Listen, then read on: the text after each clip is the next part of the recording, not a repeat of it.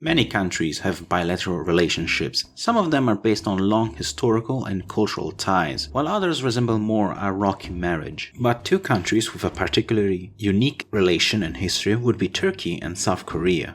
These two nations' friendship is so strong that Koreans and Turks consider each other blood brothers. Now, some of you might be thinking, why is that the case, since at first glance these two countries don't seem to share much in common, and both are located at the very ends of Asia. But this brotherhood goes all the way back to the Cold War. The young Republic of Turkey sent a brigade of soldiers to aid in the Korean War. Not only did they help the South Koreans with the fighting, but they also helped by taking care of the many orphaned Korean children. Ever since that war, these two have considered each other blood brothers. But relations between Turkey and Korea, or rather Turkic people and Koreans, goes way further back, all the way back to the 6th century, when the Korean peninsula was dominated by the three kingdoms of Goguryeo, Shilla, and Baekje, and Gaius there too, I guess. Goguryeo, which extended into Manchuria, was named by the Ruran Khaganate. In 555, got overthrown and replaced by the Gökturks Khaganate, also known as the First Turkic Khaganate, which extended from the Mongolian plateau all the way to the Caspian Sea.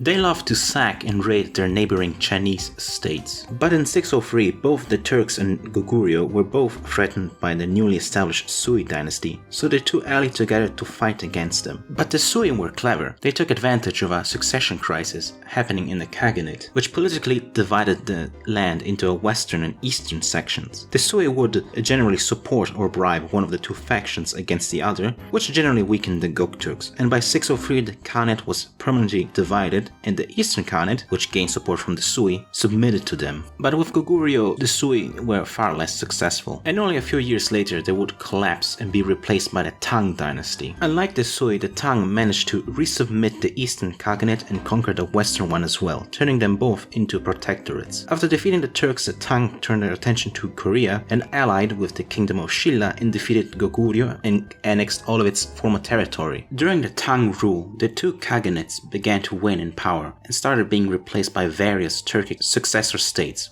One group of Western Turks that emerged after the collapse were the Ughuz Turks, who invaded Iran, got really into Persian culture, and established the Seljuk Empire. The Seljuks and later on Ottomans continued to trade with contemporary Korea through the Silk Road, but it wouldn't be until the 20th century that Turks and Koreans once again allied to face off against Chinese forces.